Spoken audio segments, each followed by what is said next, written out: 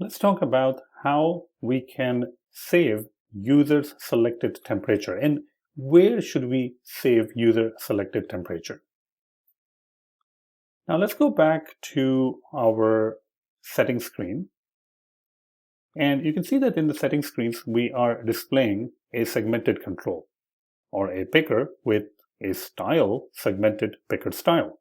We have three options. We have Celsius, Fahrenheit, and Kelvin. And all of those three options are being displayed by this temperature unit enum that we have created. We have also made sure that this is case iterable, which means that you can iterate through it, you can loop through it, and it's also identifiable, which means that it can be used in a binding expression. I've also created a separate property on temperature unit enum, which is called DisplayText. And the whole point of the DisplayText property is that based on a particular enum value, which is Celsius, Fahrenheit, or Kelvin, we are returning some sort of a string in this case, which is Celsius, Fahrenheit, or Kelvin, but in capital letters so that it can be displayed on the screen, as you can see over here. Now, the question is, when a person selects something like from a picker, how can we persist that thing into user defaults?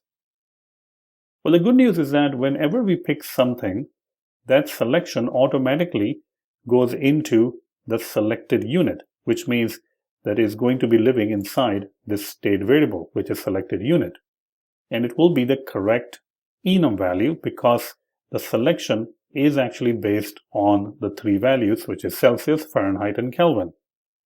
So once I select something from a segmented control over here, our selected unit property is already populated.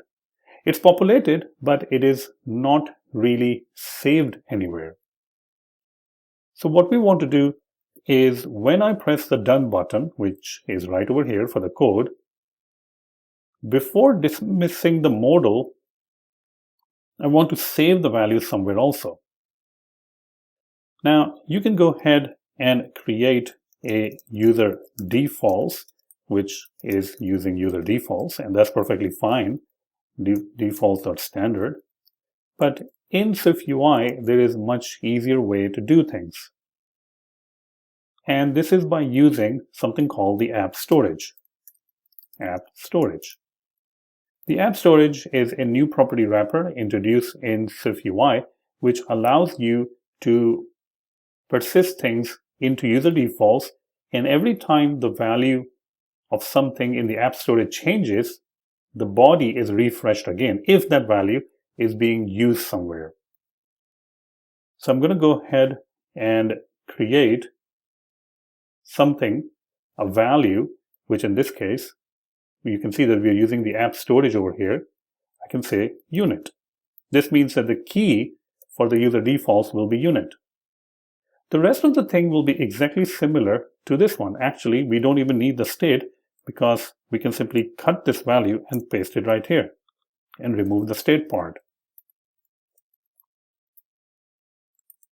This basically means that every single time the value will be selected from the segmented control, it is going to be persisted in the user defaults since we have replaced the state with the AppStorage.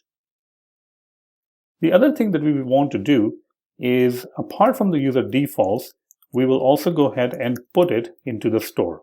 Now, we don't really have access to the store in this case, so what I'm going to do is I'm going to go ahead and create the environment object. So let's go ahead and create environment object, var store, which is of type store. Now let's go back to the store and see that if there's any place for us to put the selected value. And the reason that we are putting something in the store is so that the other people, the other views, they can go ahead and refresh once we put something in the store. So I'm going to go ahead and create a property called published, var selected unit, which will be a temperature unit. And by default, we're going to go ahead and assign it Kelvin. Now let's go back. And what we want to do now, after we select the value, I'm going to go ahead and assign the value to the store. So this will be store.selectedUnit equals to the selected unit. Perfect. Another thing we have to keep in mind is that when we are showing the modal for setting screen, we are injecting the correct store object, which means that in the weather list, if you look over here, right there, when we were showing the add city screen, we were injecting the value of the store. But for setting screen, we are not really doing that. So let's go ahead and do that. Environment object and passing in the store.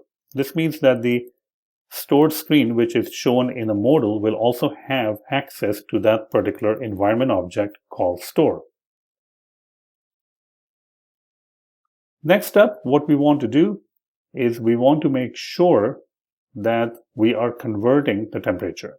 Right now, it's not going to do anything because we haven't done the actual calculation to convert the temperature from Kelvin to Fahrenheit or Kelvin to Celsius. One good thing about our code, if I go over here into the constants util folder, is that since we are not using any kind of a calculation, like we're not saying that the unit will be imperial or Celsius, by default, it will always get the value in Kelvin. So we already have the Kelvin value. The only thing we need to do is to use that Kelvin temperature and change it to Fahrenheit, or use that Kelvin temperature to change it to Celsius. So let's go ahead and learn in the next lecture that how we can do the conversion from Kelvin to Fahrenheit and Kelvin to Celsius.